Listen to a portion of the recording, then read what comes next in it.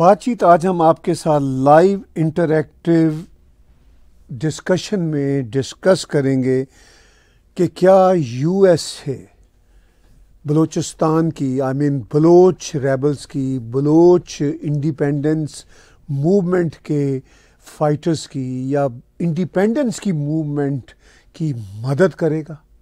ये एक बहुत बड़ा क्वेश्चन है, क्योंकि अमेरिकन बलूच कांग्रेस ने एक बार फिर लेटर लिख दिया है मार्को रूबियो को, स्टेट डिपार्टमेंट के जो हेड हैं, स्टेट सेक्रेटरी को, उनसे अपील कर दी है for intervention in Balochistan. By the way, doctor Tarachand जो इसके प्रेसिडेंट हैं, इनके अच्छे संबंध हैं मार्को रूबियो से। डॉक्टर ताराचंद भी अमेरिका में फ्लोरिडा में उसी जगह पे रहते हैं जहाँ से मार्को रूबियो का ताल्लुक है। तो क्या उनकी एडवोकेसी, उनकी लॉबिंग अमेरिका की बलूचिस्तान के इशू पे कोई इंटरवेंशन की, जैसा कि उन्होंने लेटर लिखा है, कोई कारण बनेगी? इसके साथ साथ आज हमारे शो का एक और बड़ा इम्पॉर्टेंट इशू है प्रेसिडेंट ट्रंप का बदलता रंग। उन्होंने एक बार फिर से रंग बदला है और अपनी नाराज़गी का इजहार पुतिन पे किया है और कहा है कि मैं बहुत फ्रस्ट्रेटेड हूँ कि पुतिन ज़ेलेंस्की की लेजिटिमेसी के बारे में क्वेश्चंस करते हैं, असल मुद्दे की तरफ नहीं आते। तो प्रेसिडेंट ट्रंप की जो फ्रस्ट्रेशन है वो अब पुतिन के हवाले से भी सामने आ गई। ज़ेलेंस्की के हवाले से तो अभी 3 वीक पहले पूरी दुनिया ने देखा था कि उनकी फ्रस्ट्रेशन किस लेवल की थी। सिचुएशन बड़ी इंटरेस्टिंग है क्योंकि ये बड़ा कॉम्प्लेक्स इशू है। यूक्रेन रशिया का, उसमें यूरोप भी इन्वॉल्व है, चाइना भी इनडायरेक्टली उसमें है ऑन बोर्ड, मिडिल ईस्ट में ये पीस टॉक्स हो रही हैं, स्पेशली इन सऊदी अरेबिया, और प्रेसिडेंट ट्रंप बहुत पैनिक में अब आ रहे हैं। उसका क्या नतीजा निकलेगा, ये भी आज के हमारे इस शो का हिस्सा है। और थोड़ी सी बात बीच में टच हो जाएगी ग्रीनलैंड के हवाले से, वो भी मैं करूँगा, क्योंकि जेडी वैंस का जो ग्रीनलैंड का दौरा था उसमें जेडी वैंस ने जो स्पीच की वो बड़ी इम्पॉर्टेंट है। उसमें उन्होंने कहा कि हम यही चाहते हैं कि डेनमार्क गिव अप कर दे और सोवरेनिटी इसकी हो जाए, अलग से बेशक देश बन जाए ग्रीनलैंड, और ये हमारे साथ मिल जाए या हमारी ऑटोनॉमी के तौर पर चले। वो कहते हैं डेनमार्क इसको कब्ज़े में नहीं रख सकता। इस वजह से क्या यूरोप और यूएसए के जो बिगड़ते हुए रिश्ते हैं उन पे कोई और कारी ज़रब पड़ेगी। ये वो बातें हैं जो बड़ी इंपॉर्टेंट है। वैसे तो दुनिया में और बहुत कुछ हो रहा है, टर्की की हमने बात की, वो हम कल आपसे फिर करेंगे। और इसी तरह जो वहाँ पे चल रहा है मामला बहुत ही गंभीर, फ्रांस में जो फ्रांस की फार राइट की हेड हैं उनको कन्विक्ट कर दिया गया है, और अनफॉर्चुनेटली म्यांमार में और थाईलैंड में अर्थक्वेक आया और म्यांमार में बहुत तबाही हुई। ऑलरेडी वो एक ऐसा बदकिस्मत देश है जहाँ पे फ़ौज का ही कू चला रहता है। अब नेचर का भी एक सॉर्ट ऑफ कू आया। It's very sad state of affairs over there. इनकी तो सिर्फ मैं बातें कर रहा हूँ, असल जो मुद्दे हैं वो 2 हैं जो आज के शो में आपके साथ लाइव इंटरैक्टिव डिस्कशन में हो रहे हैं कि क्या यूएसए बलूचिस्तान का साथ देगा या इंटरवीन करेगा या इंटरवेंशन कर सकेगा। जैसा कि डॉक्टर ताराचंद ने लिखा, इस वक्त बहुत बड़ा धरना बलूचिस्तान में चल रहा है। लॉन्ग मार्च से शुरू हुई थी बात लास्ट फ्राइडे को, और वो लॉन्ग मार्च सरदार अख्तर मेंगल का जो अब धरने में बदल चुका है, और उनका दबाव है कि जितने बच्चे बच्चियां, डॉक्टर मारंग बलोच, सैमीदीन बलोच और जितने बलोच एक्टिविस्ट यंग लोग जो सिर्फ़ और सिर्फ अपने लापता अफराद की तलाश की बात करते हैं, बाजियाबी की बात करते हैं, उनको पकड़ा हुआ है, उनके लिए सरदार अख्तर मेंगल ने ये एक अब लॉन्ग मार्च के बाद ये धरना शुरू कर दिया है। क्या वो कामयाब होगा? क्या इंटरनेशनल कम्युनिटी की कोई इंटरवेंशन होगी, यूएसए की इंटरवेंशन होगी कि पाकिस्तान की ब्रूटल आर्मी को और ब्रूटल रजीम को ये एहसास हो जाए कि इन बेचारे बलोचों को वो कब तक मारेंगे, इनके साथ कब तक जुल्म करेंगे? क्या वो मारंग बलोच, सैमुद्दीन बलोच और दूसरे लोगों को छोड़ देंगे? कितना दबाव इनके ऊपर चाहिए इंटरनेशनल कम्युनिटी का कि ये उनको छोड़ दें? ये वो बातें हैं जो हम आज के व्लॉग में आपके साथ डिस्कस करेंगे। और साथ मैंने जिक्र किया कि प्रेसिडेंट ट्रंप अब व्लादिमीर पुतिन के हवाले से, प्रेसिडेंट व्लादिमीर पुतिन के हवाले से अपनी फ्रस्ट्रेशन का इजहार कर रहे हैं। क्या ये उनकी फ्रस्ट्रेशन उनका टैक्टिक है? क्या इस फ्रस्ट्रेशन से वो बारगेन चिप अपनी एज यूजुअल पेश करना चाहते हैं? ये वो बातें हैं जो आज के व्लॉग में होंगी। मैं अब थोड़ी सी बात खोलता हूँ बलूचिस्तान के हवाले से। अमेरिकन बलोच कांग्रेस ने डॉक्टर तारा चंद जो उसके प्रेसिडेंट हैं, उन्होंने जो लेटर लिखा है मार्को रूबियो को, और मार्को रूबियो पाकिस्तान के हाल के रेफरेंस में, कॉन्टेक्स्ट में एक हॉकिश किस्म की रखते हैं अप्रोच। वो पाकिस्तान की पॉलिसियों के कोई फ़ैन नहीं है। इस वक्त वो state secretary of United states of America हैं। उनसे कहा है इस लेटर में, आप डॉक्टर तारा चंद के अगर ट्विटर अकाउंट पे जाएंगे तो पूरा लेटर, काफ़ी लंबा लेटर है, 2 पेजेस का लेटर, आप पढ़ सकते हैं। लेकिन उसका जो क्रक्स है वो ये है कि उन्होंने अपील की है यूएसए से इंटरवेंशन इन बलूचिस्तान, और कहा है कि बलूचिस्तान को आज़ादी दिलवाई जाए। और इससे पहले डॉक्टर तारा चंद यूएनओ को रेफरेंडम के लिए और इंडिपेंडेंस के लिए आज से कुछ 2-3 हफ्ते पहले एक लेटर लिख चुके हैं। हम उसका भी मुसलसल चर्चा कर रहे हैं। अब एक नया लेटर डॉक्टर तारा चंद का सामने आ गया। और डॉक्टर तारा चंद, मैं फिर याद दिलाऊं, बलूचिस्तान की कैबिनेट में मिनिस्टर भी रह चुके हैं। सरदार अख्तर मेंगल की जो सरकार हुआ करती थी, जिसमें वो चीफ मिनिस्टर हुआ करते थे बलूचिस्तान के, उसमें वो कैबिनेट मिनिस्टर भी थे। तो इस सारी सूरत हाल में अब जो अमेरिकन बलोच कांग्रेस की जो लॉबिंग है, जो इनकी वहाँ पे मुहिम है अमेरिका में, वो बढ़ रही है। बिकॉज़ अमेरिका ही एक ऐसा देश है जहाँ पे ये आवाज़ उठानी पड़ती है, और अब वो आवाज़ उठा रहे हैं। क्या मारंग बलोच को, सैमुद्दीन बलोच को और जो दूसरे यंग एक्टिविस्ट लोग हैं जो सिर्फ़ और सिर्फ बलोच यकजहती कमेटी के वो सारे करता धरता हैं।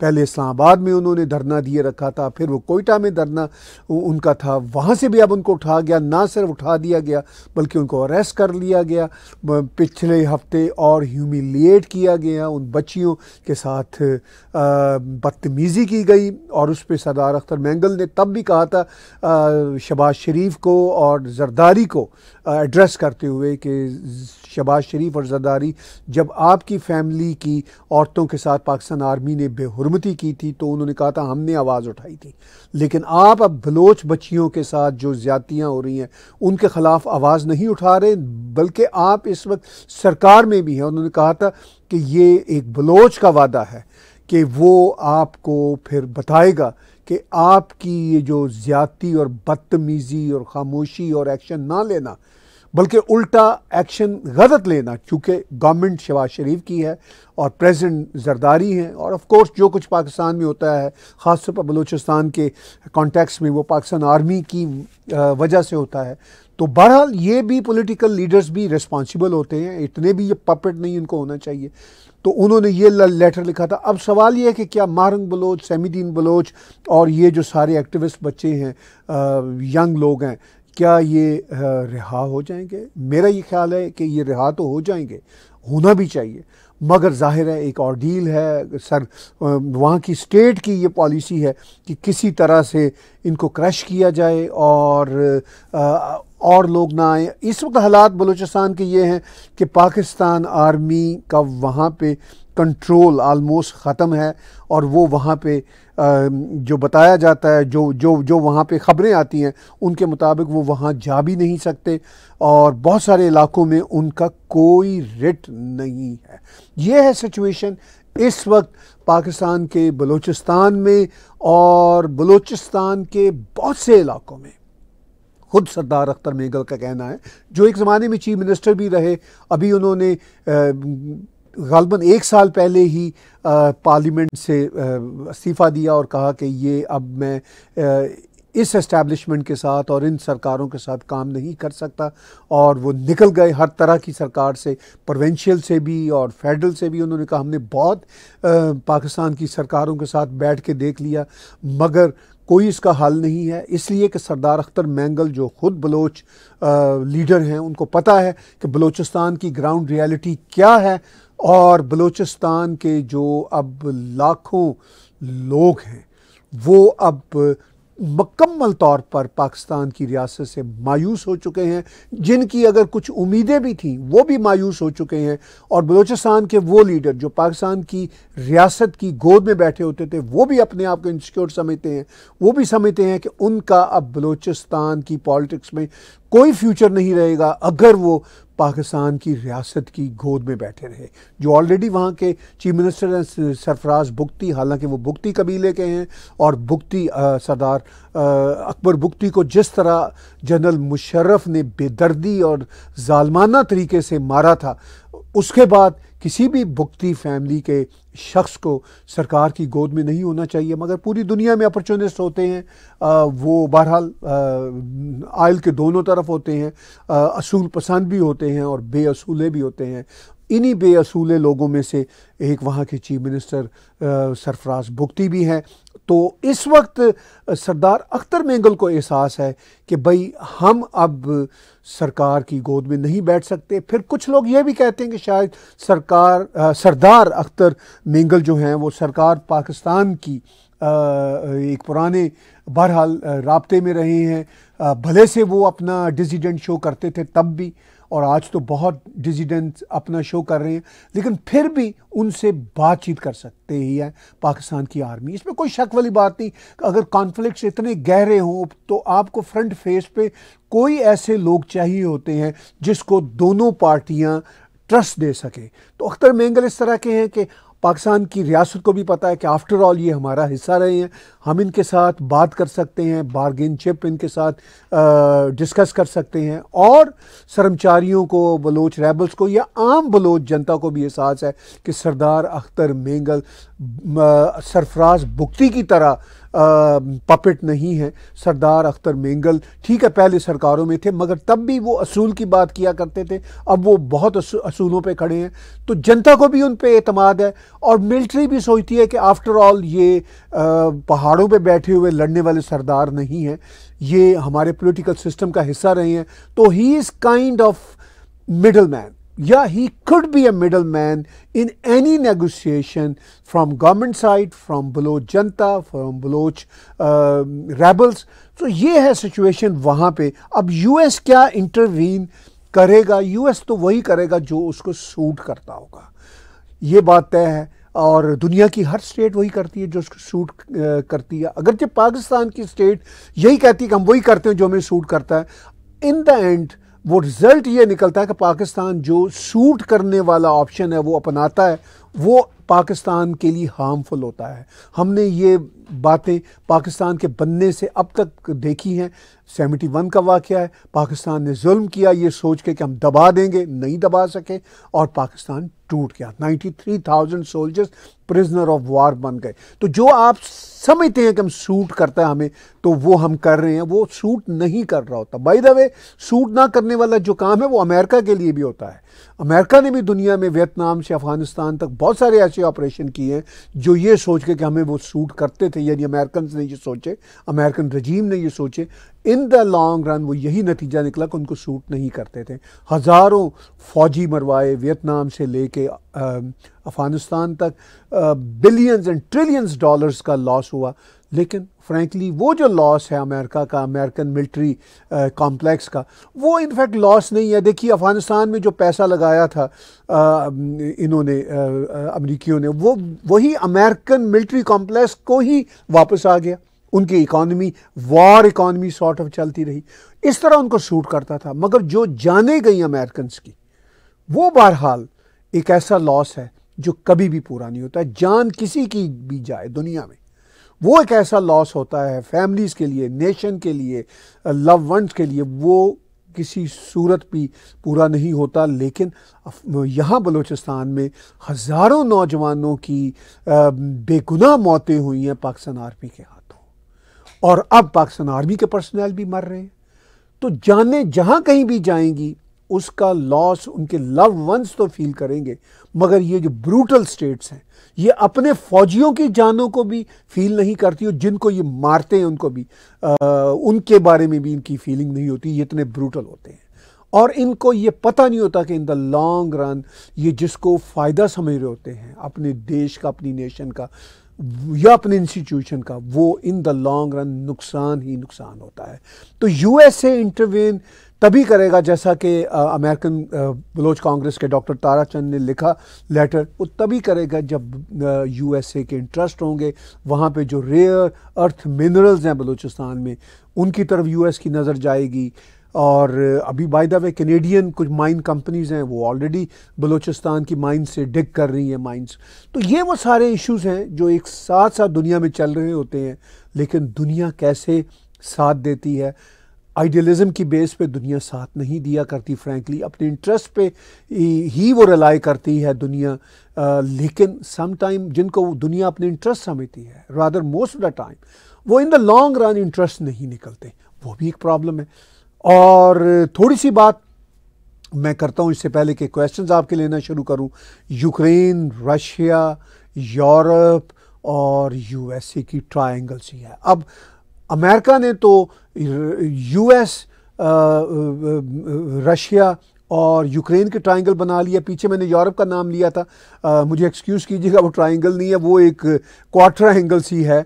तो वो क्वाड्रॉप्सी जो है 4 कोनों की, मगर यूएसए ने उस 4 कोनों में से यूरोप को निकाल दिया हुआ है। कहा है कि नहीं, हम खुद ही डील करेंगे डायरेक्टली रशिया को और फिर डायरेक्टली यूक्रेन को।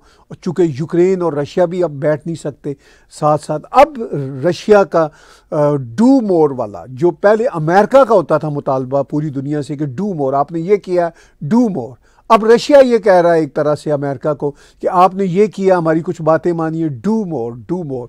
तो प्रेसिडेंट ट्रंप अब लगता है कि उससे फ्रस्ट्रेट हो गए हैं।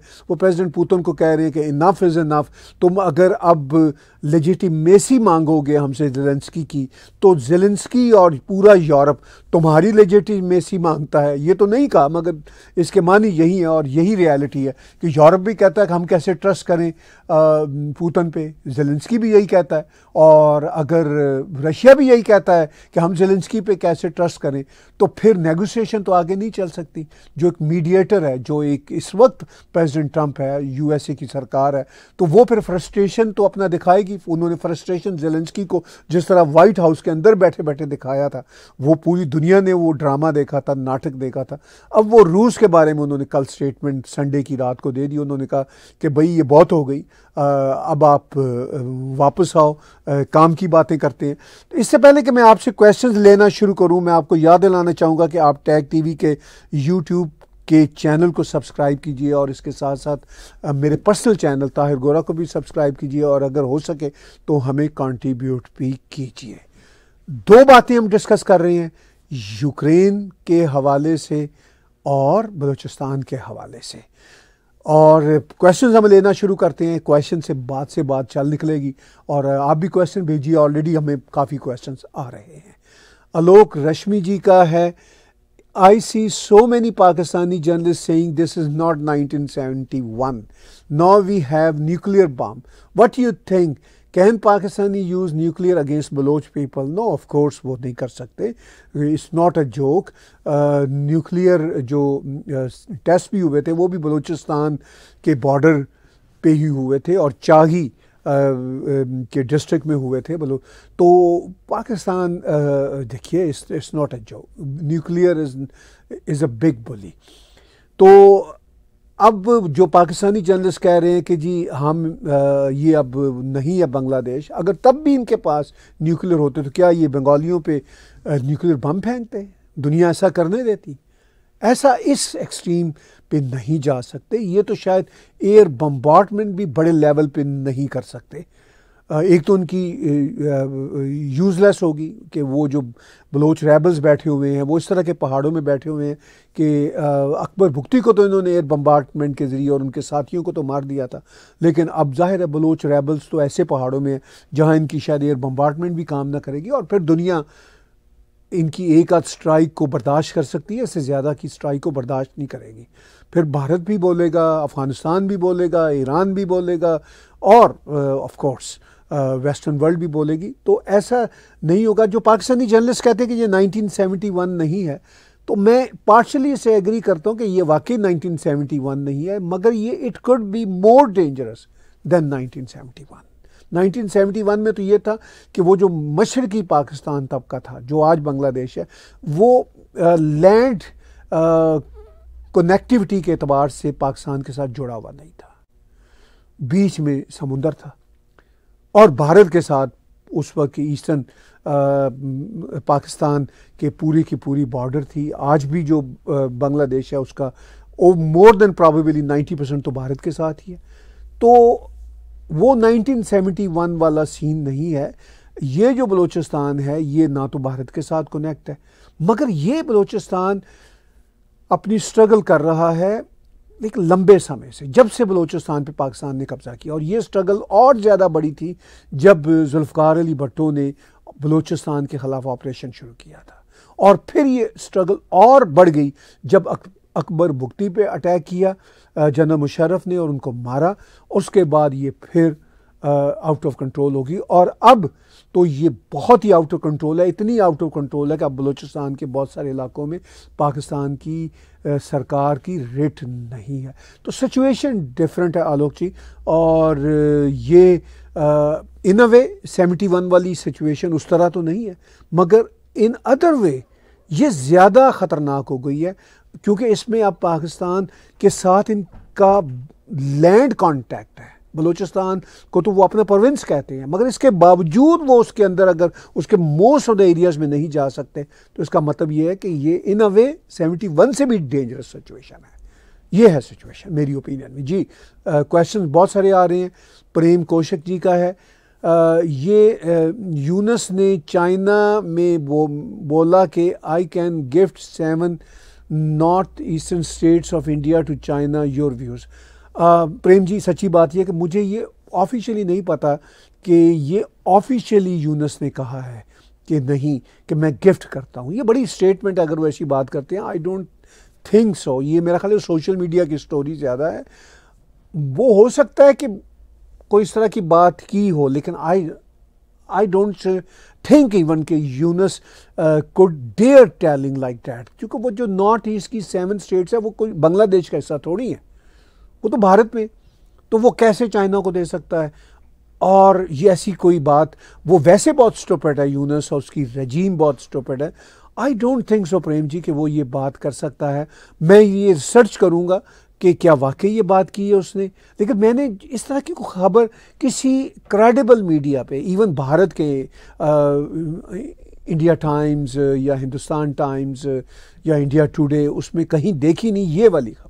ये ज़रूर है कि उनका विज़िट इस तरह का हुआ है और ये है मेरी जानकारी। अगर कोई ऐसी बात होगी, इतनी स्टूपिड बात की है और वो कंफर्म होती है, तो अगला हम व्लॉग इसी पे करेंगे जी। क्वेश्चंस बहुत सारे आ रहे हैं। सलोनी शाह जी का वाशिंगटन से है, how can international community help Baloch independence? Important question है। देखिए, इंटरनेशनल कम्युनिटी खुद तो मोटिवेट होती नहीं, उनके इंटरेस्ट होंगे तो मोटिवेट होगी। इस वक्त इंटरनेशनल इश्यूज इतने हैं। देखिए, इंटरनेशनल कम्युनिटीज़ में से कौन बोल सकता है? यूरोपियन वर्ल्ड और अमेरिका और यूरोपियन वर्ल्ड की अपनी आजकल टेंशन्स चल रही हैं। आप बीच की कनाडा भी इस वक्त यूरोपियन वर्ल्ड के साथ है, चूँकि हम कैनेडियंस को भी प्रेसिडेंट ट्रंप का बहुत ही एक जो एग्रेसिव किस्म का रेटरिक सुनने को मिल रहा है। अब बाय द वे हमारे इलेक्शन भी सर पे हैं, उस पर भी हम एक अलग सा व्लॉग करेंगे। By the way Canadian elections के हवाले से बहुत सारे लोग कल भी हमारे पॉडकास्ट में आएंगे, वेडनेसडे को भी हमारे पॉडकास्ट में आएंगे और बहुत बातें इस पे होंगी हमारे आने वाले दिनों में। ज़रूर देखिएगा हमारे अपने शोज़ जो हैं, उसमें भी कल हम रिकॉर्ड करेंगे, मैं और हलीमा, उसमें भी हम डिस्कस करेंगे। तो ये वो इश्यूज़ हैं जिनकी वजह से अब इंटरनेशनल कम्युनिटी कैसे हेल्प करेगी। इलेक्शन चल रहे हैं बहुत सारे देशों में। फ्रांस में वो ली पैम को आज उन्होंने एक तरह से कोर्ट ने कह दिया कि भाई आप क्वालिफाई नहीं हो नेक्स्ट 5 ईयर्स के लिए। वो अब उनके लॉयर्स जाएंगे। तो इनके वेस्टर्न देशों के जो बोलने वाले होते हैं या जिनके इंटरेस्ट हो सकते हैं बलूचिस्तान में, इनके अपने इश्यूज ही इतने। अब देखिए, हम कैनेडियन की कुछ माइन कंपनियां कर रही हैं बलूचिस्तान में। अब कनाडा का पॉलिटिकल टर्मोइल ही कोई 1 साल से इतना चल रहा है, फिर 3-4 महीनों से ट्रूडो का रेजिग्नेशन सामने आया, मतलब उसकी इंटेंशन सामने आई, फिर फाइनली रेजिग्नेशन भी मार्च में सामने आया, फिर मार्क कार्नी बन गए, अब इलेक्शन चल रहा है, 28 अप्रैल को इलेक्शन है। तो दुनिया में क्या कुछ चलेगा। अमेरिका में इंटरनल इतना कुछ चल रहा होता है। प्रेसिडेंट ट्रंप डोज जो उन्होंने एक नया इदारा एलॉन मस्क का बनाया, उसके ही चल रहे हैं।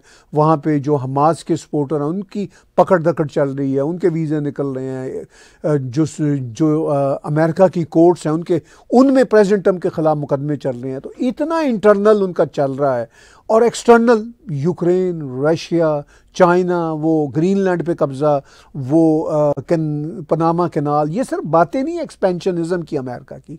उनको वाकई अपने वेस्टर्न हेमिस्फीयर की फिक्र है कि अब चाइना के और रशिया के फुटप्रिंट्स इतने आर्कटिक तक और अटलांटिक नॉर्थ में इतने बढ़ चुके हुए हैं कि वो अब इसी भंबल भूसे में फंसे हुए हैं। फिर इकोनॉमिक सॉर्ट ऑफ रिसेशन भी हम देखना शुरू हो चुके हैं।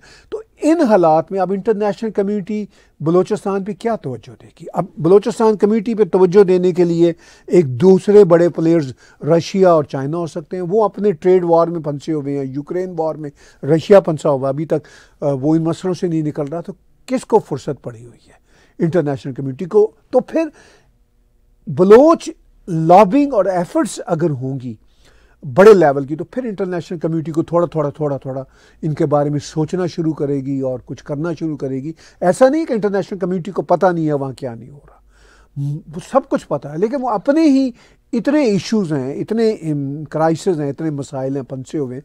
तो उसमें से कैसे समय निकलेगा वो मुझे निकलता हुआ नज़र नहीं आ रहा। जी, क्वेश्चन हम बहुत ज़्यादा आए हैं, हम चाहेंगे कि क्वेश्चन ज़्यादा लें और मैं थोड़ा अपना भाषण कम दूँ। निवेश जी का है, क्या चाइनीज़ फोर्सेस बलूचिस्तान में आ गई है? नहीं, मेरी इंफॉर्मेशन ऐसा नहीं है। वो पाकिस्तान के लिए भी एक सुइसाइड होगा अगर वो चाइनीज़ को परमिशन दे बैठे। तो अल्टीमेटली चाइनीज़ फिर वो ज़ाहिर है पाकिस्तान आर्मी से तो वो अब डिसपॉइंट हो चुके हैं, उनके लोग भी मर रहे हैं। और चाइनीज़ फोर्सेस का या फौजियों का वहाँ पे बूट उतारना, फिर इंटरनेशनल कम्युनिटी कि जो है ना वो कान गर्म होंगे, फिर वो नहीं बर्दाश्त। अमेरिका तो एटलीस्ट वो बर्दाश्त नहीं कर सकता। ये फिर एक बहुत बड़ा स्ट्रेटेजिक मसला है।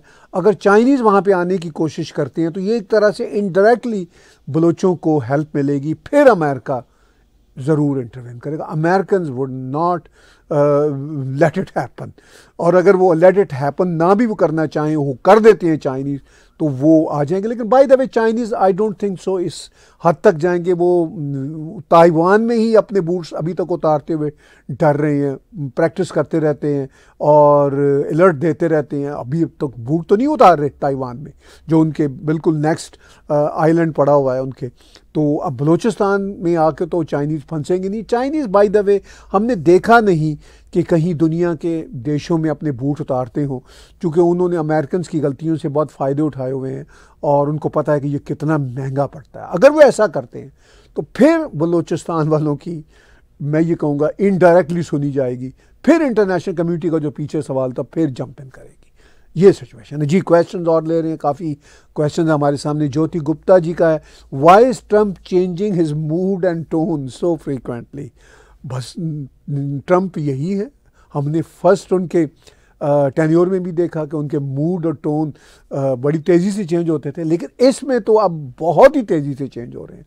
अभी उनकी सरकार को 2 महीने 10-11 दिन हुए हैं ऑफिस संभाले, और वो इतने, जैसे कहते हैं, गिरगिट की तरह रंग बदल रहे हैं। हमारा एक देसी एक्सप्रेशन है, तो वो रंग ही बदल रहे हैं और मूड ही उनके बदल रहे हैं और तेवर ही बदल रहे हैं, और फिर दुनिया के जो हालात हैं वो भी बदल रहे हैं। ट्रम्प इनफैक्ट एक पुराने बिजनेस पापी हैं, मैं ये कहूँगा कि वो अपने उसी बिजनेस मॉडल पे चलते हैं कि थोड़ा सा बार्गेनिंग, कि मैं नहीं, तुम ये जो वो जो कंस्ट्रक्शन का बिज़नेस था कि भाई मुझे लोहा इस भाव चाहिए, वो कहते हैं जी $100 किया इतना है, फॉर इंस्टेंस $100 का लेट्स से 10 किलोग्राम है, वट एवर, तो वो कहते हैं नहीं मैं तो 20 दूंगा, फिर वो डील कहीं बीच में जाके होती है 40, 50, 60 में।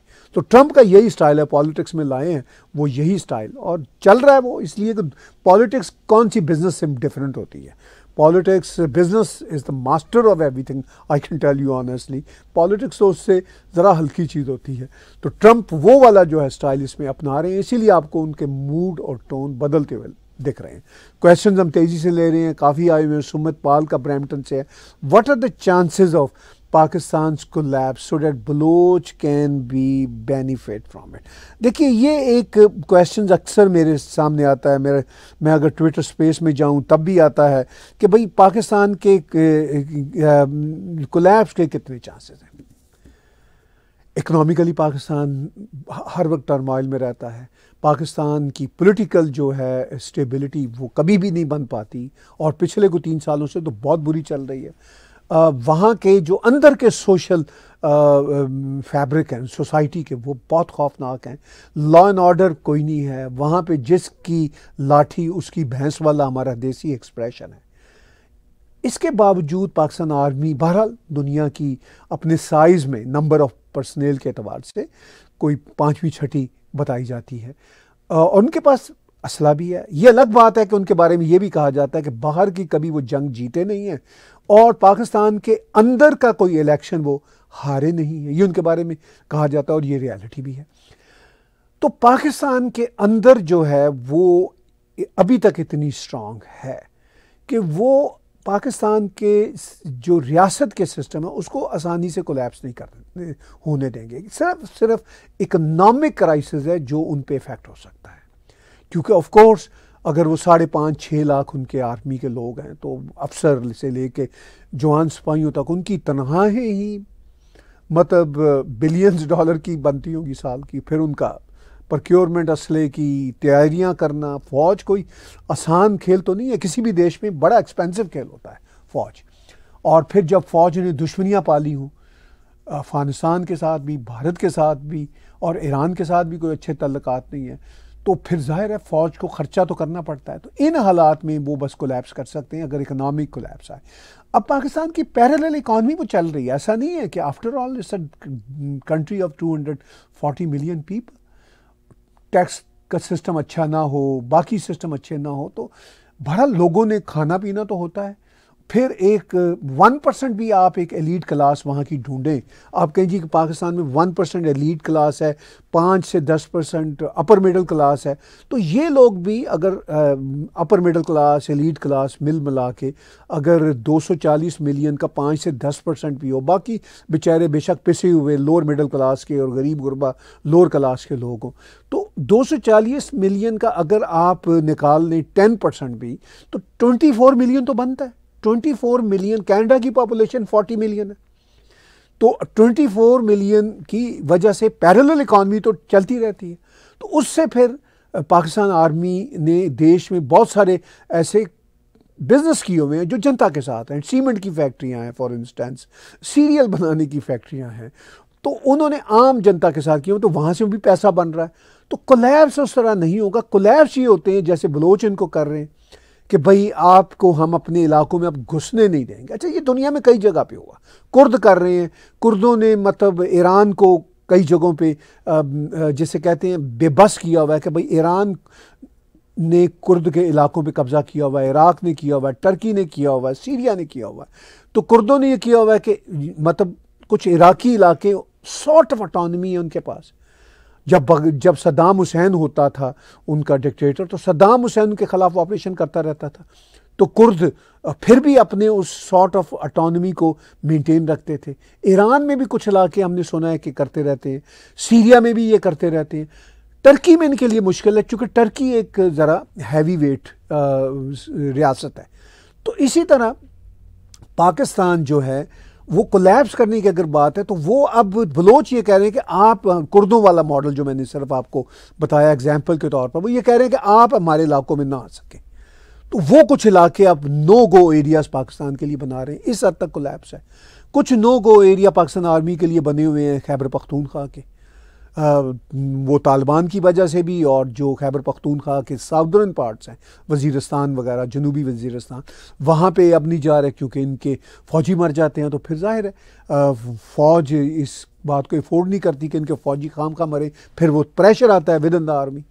तो वो एक स्लाइड सा कोलैप्स है, economic collapse on end of चलता रहता है। IMF पैसा दे देता है। अब ये जो शहबाज शरीफ की सरकार है, ये IMF की शर्तें मान रही हैं और चल रही है इनकी पार्टनरशिप। फिर पैरेलल जो इकॉनमी है पाकिस्तान की, वो भी बहरहाल हेल्प कर रही है। तो इन मानों में कोलैप्स नहीं मुझे होता हुआ पाकिस्तान नज़र आता frankly. After all it's a country of 240 million with an army size almost 6 lakh के करीब। तो इस सिचुएशन में वो इस तरह कोलैप्स नहीं कर रहा जिस तरह हम सोमालिया की बात करें या हम कांगो की बात करें, जो अफ्रीका के ये ट्रबल्ड देश हैं। इस लेवल पे अभी पाकिस्तान नहीं पहुंचा हुआ, तो इस लेवल पे कोलैप्स नहीं कर रहा।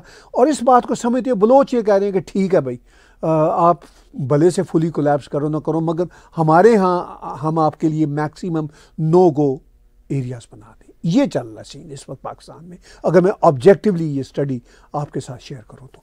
कुछ क्वेश्चंस और लेते हैं और आगे बढ़ते हैं और देखते हैं कि हमारे पास कितने क्वेश्चंस और हैं। काफ़ी अच्छी बातचीत चल रही है, तो देखते हैं जी। रोहित शर्मा जी का जयपुर से क्वेश्चंस है। वो ये पूछ रहे हैं कि कितने when will India step in to help with the Baloch situation.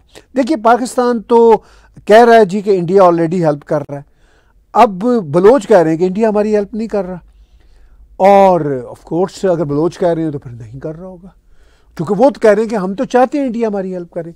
अब आपका क्वेश्चन है कि कब इंडिया स्टेप इन करेगा हेल्प करने के लिए। ये मैं तो नहीं आपको बता सकता, ये आप भारतीय बैकग्राउंड के हैं, जयपुर से आप पूछ रहे हैं, तो भारत की सरकार से पूछिए कि भाई आप कब करेंगे स्टेप इन।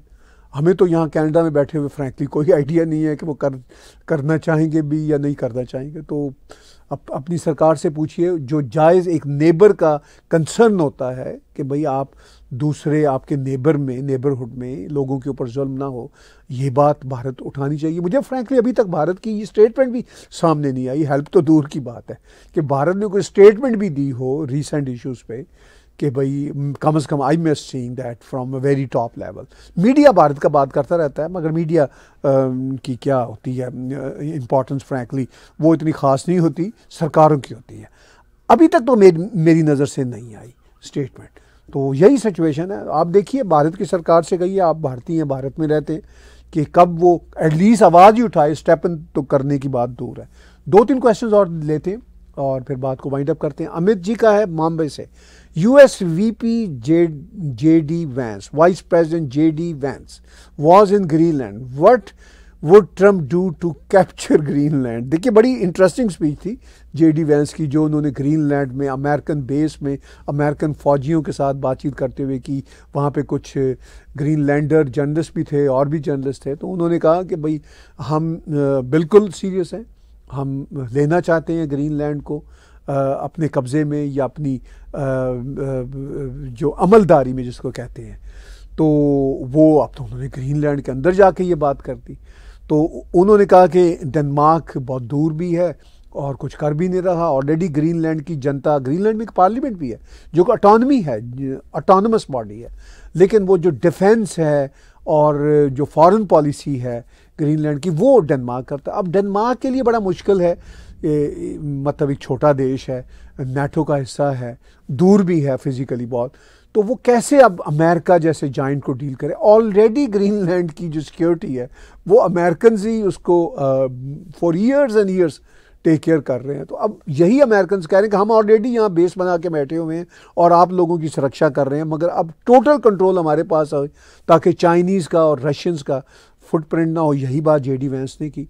तो अब वो तो ये चाह रहे हैं अमेरिकन, जो मुझे फील हो रहा है कि जो ग्रीनलैंड में ऑटोनमी मांगने वाले जो ग्रुप्स हैं, वो ऑटोनमी लेके एक तरह से इंडिपेंडेंस ले लें और ख़ुद को एफिलिएट कर दें डेनमार्क की बजाय अमेरिका के साथ। लेकिन जो ऑटोनमी मांगने वाले लोग हैं, जो ग्रीनलैंड की पॉलिटिकल पार्टियां हैं, वो अभी तक अमेरिका को भी नहीं चाह रही, वो ये नहीं कह रही कि अमेरिकन फ़ौजी यहाँ से चले जाएं, वो ये कह रहे हैं कि भाई ये आपने बड़ी गलत बात कर दी।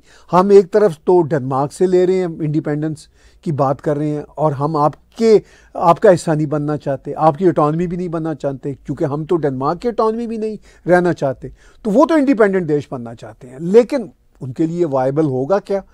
3.5 लाख लोगों का देश है, इतनी ठंड होती है, और ऊपर से वो आर्कटिक है, और नीचे आके वो अटलांटिक है। तो कैसे वो डील करेंगे इतने बड़े वास्ट स्नो लैंड को, या ग्लेशियर्स हैं ग्रीनलैंड में, तो मेरा ख्याल है 80% तो ग्लेशियर ही ग्लेशियर है। तो उन ग्लेशियर्स को कैसे वो डील करेंगे? और अमेरिकन कैंप हैं, बेस बने हुए हैं, मगर रशियंस और जो चाइनीज़ हैं वो वहाँ पे आ रहे हैं। और फिर जेडी वैंस ने ये भी कहा कि डेड ट्रैप में चाइना आपको फांस रहा है, यानी ग्रीनलैंड वालों से कहा। तो चाइना का ये स्टाइल होता है। बाय द वे अमेरिकन भी इसी तरह करते रहते हैं, अब रशियंस भी अफ्रीका में इसी तरह की कोशिशें कर रहे हैं। तो अब ये सिचुएशन है, और वो ये कह रहे हैं अमेरिकन की भी बात ये है सिंपल सी, कि हम अफोर्ड नहीं करते कि ग्रीनलैंड, इतनी बड़ी लैंड और इतने बड़े ओशंस वाला ये एरिया, वेस्टर्न हेमिस्फीयर का एरिया, ये चाइनीज़ डेड ट्रैप में आ जाए या रशियन इस पे अपने फुटप्रिंट्स जमाएं। तो वो कह रहे हैं कि डेनमार्क, यू बैक ऑफ, तुम कुछ नहीं कर सकते, इनको बचा नहीं सकते, अपने आप को ही बचा लो। हम अब यहाँ पे ऑलरेडी हमारी बेसिस बनी हुई हैं, हम अपने फुटप्रिंट्स जमाते हैं। तो लगता है यही है कि वो ये काम अब आगे बढ़ेगा, और अमेरिकन ऑलरेडी वहाँ पे हैं। वो अब यही इनकरेज कर रहे हैं ग्रीनलैंडर्स को कि भाई आपके पास ऑलरेडी ऑटोनॉमी है, इंडिपेंडेंस लेके हमारी ऑटोनॉमी बन जाओ या हमारा हिस्सा बन जाओ। तो कोई ना कोई बीच का रास्ता तो निकलेगा, ये मुझे लगता है। इसके बगैर जाहिर है ना ग्रीनलैंडर सर्वाइव कर सकते हैं, ना डेनमार्क रेजिस्ट कर सकता है, और ना अमेरिका इस नई जियोपॉलिटिक्स से बैक ऑफ हो सकता है। ये है सिचुएशन जी। एक या दो क्वेश्चन और लेते हैं। विक्रम पाटिल जी का है क्वेश्चन डेनवर से। Has the US ever openly supported Baloch independence, और is it just geopolitical speculation? ठीक कह रहे हैं आप पाटिल भाई, किया तो नहीं है कभी ओपनली यूएस ने बलोच इंडिपेंडेंस को, ये तो बात पक्की है। लेकिन ये भी बात है कि बलोचों ने पूछा ही कब है, या रिक्वेस्ट ही कब किया बलोचिस्तान से? पहले भी कुछ तरह के लेटर वेटर थे, लेकिन अब ये जो अमेरिकन बलोच कांग्रेस के ऊपर तले लेटर जा रहे हैं, ये इंपॉर्टेंट है, क्योंकि ये वो लोग हैं जो अमेरिका में ही रहते हैं, और ये खासतौर पर मार्को रूबियो की कॉन्स्टिट्यूंसी के लोग हैं, डॉक्टर तारा चंद, रजाक बलोच, ये सारे लोग। तो इन्होंने अब जिस तरह के लेटर, बहुत ही टेक्निकल लेवल के और बड़े इंपॉर्टेंट लेटर लिखने शुरू किए, तो ये अब तवज्जो लेंगे। आपने कहा कि क्या ये सिर्फ स्पेकुलेशन रही? नहीं, ये स्पेकुलेशन भी नहीं है। यूएस का इंटरेस्ट इसमें तो है कि चाइना के वहां पे फुटप्रिंट ना बने, ये बात पक्की है। चूंकि अभी हम ग्रीनलैंड की बात कर रहे थे, ठीक है, ये ग्रीनलैंड और यूरोपियन यूनियन, ये सब वेस्टर्न हेमिस्फीयर में आते हैं। वो ईस्टर्न हेमिस्फीयर में ग्वादर और बलूचिस्तान और चाइना चाहते हैं। तो जाहिर है चाइना की कोशिश होगी कि वो उसके बैकयार्ड में ना कोई जाए, मगर वो बैकयार्ड इंडिया का भी है। तो इस सारी सिचुएशन में अमेरिका की भी नज़र है। क्वाड वहाँ पे बैठा हुआ है, जिसका अमेरिका भी हिस्सा है, इंडिया भी है, जापान भी है, ऑस्ट्रेलिया भी है। तो वेस्टर्न हेमिस्फीयर सिर्फ और सिर्फ यूरोप तक नहीं चलता, वो फिर ऑस्ट्रेलिया तक भी जाता है, पैसिफिक साउथ चाइना सी तक भी जाता है। चूँकि अमेरिकन की तो फिर होता है कि हम पूरी दुनिया के ही पुलिसमैन हैं। अब वो रह सकें या ना रह सकें ये एक अलग बात है, या अकेले पुलिसमैन रह सकें या ना रह सकें ये एक अलग बात है। तो इस सारी सिचुएशन में आखिर के में मैं यही कहूँगा कि स्पेकुलेशन नहीं है, ये एक तरह से नरेटिव है, और अमेरिका को जंप इन होना पड़ेगा। ऐसा तो नहीं है कि इतना बड़ा वास्ट लैंड ऑफ बलूचिस्तान वो चाइनीज़ वहाँ पे जाएंगे। जैसा मैंने पीछे कहा था, चाइनीज़ गए तो फिर तो बलोचों की भी पोब आ रहा है, उनको थोड़ा इशू ज़रूर आएगा, लेकिन फिर अमेरिकन को इंटरवीन करना पड़ेगा। इसीलिए चाइनीज़ जाते भी नहीं, चाइनीज़ का ये स्टाइल भी नहीं है। वो अपने जो है ना बूट्स ऑन ग्राउंड्स, नॉर्मली हमने तो यही देखा, वो भेजा नहीं करते। थोड़ा बहुत अफ्रीका में उन्होंने कोशिश की थी पीस कीपिंग के हवाले से, इससे ज़्यादा नहीं। तो ये सिचुएशन है, लेकिन ये स्पेकुलेशन नहीं है, लेकिन दुनिया के और इश्यूज इतने गंभीर हैं कि अमेरिका कैसे समय निकालेगा बलूचिस्तान के लिए, निकालना भी पड़ेगा सम टाइम। फिर things are on your head, ये हेड ऑन हो जाती हैं, फिर आपको वक्त निकालना ही पड़ता है। तो ये सिचुएशन है। तो बहरहाल इस वक्त जो सिचुएशन है बलूचिस्तान में वो काफ़ी गंभीर है। ना सिर्फ बलूचिस्तान में, बाय द वे पूरी दुनिया में ही सिचुएशन गंभीर है। और इस सिचुएशन को दुनिया कैसे देखती है ये तो फिर आने वाले दिनों पता चलेगा। मगर जो जो प्लेयर जो जो कर सकता है वो कर रहे हैं। इसी तरह बलोच भी अपनी कैपेसिटी में पाकिस्तान को जितना रोक सकते हैं और बलूचिस्तान के मैक्सिमम इलाकों को नो गो बना सकते हैं, बना रहे हैं। तो आखिर में मैं आपको याद दिलाना चाहूँगा, टैग टीवी के यूट्यूब चैनल को सब्सक्राइब कीजिए, मेरे पर्सनल चैनल को सब्सक्राइब कीजिए। अगर आप हमें कंट्रीब्यूट कर सकते हो हमारी इंडिपेंडेंट जर्नलिज्म को, तो पेपॉल के ज़रिए जो स्क्रीन पे आपको नज़र आ रहा है, paypal.me/tag-tv इंटरनेशनल, या पैट्रियन के ज़रिए या क्रेडिट कार्ड के ज़रिए आप हमें कंट्रीब्यूट कर सकते हैं। कंट्रीब्यूशन का अगर आप क्लिक करेंगे बटन हमारे यूट्यूब चैनल पे, मेरे पर्सनल चैनल पे भी, और इसमें तो आपको मिल जाएगा। आने वाले दिनों में आपके साथ बातचीत इसी तरह चलती रहेगी। सबसे बड़ी सपोर्ट, सबसे बड़ा कंट्रीब्यूशन ये है कि आप हमारे शोज़ देखा करें, उनको लाइक किया करें, सब्सक्राइब कीजिए हमारे चैनल्स को और शेयर कीजिए अपने सोशल मीडिया के पेजेस पर। धन्यवाद। बातचीत होगी नेक्स्ट वेडनेसडे को लाइव इसी समय आपके साथ।